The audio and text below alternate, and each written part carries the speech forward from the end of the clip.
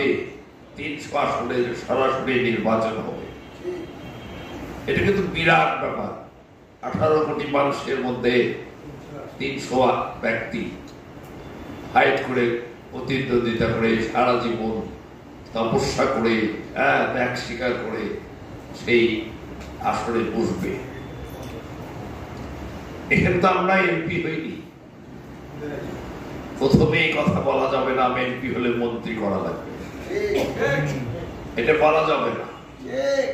এখানে আমাদের দায়িত্ব, আমি তো দায়িত্ব যদি পাই, আমার প্রথম দায়িত্ব যারা আমাকে এই এলাকায় জয়যুক্ত করবেন তাদের এলাকায় তাদের জন্য কাজ করা। প্রথমেই যদি আমাকে সমুদ্রে নিয়ে যান, নৌকা চালাতে বলেন, আমি কিন্তু দেশে হারা হয়ে যাব। আমার প্রথম অবস্থায় যতটুকু ক্ষমতা থাকবে আমি এই নিজের এলাকায় কাজ করব।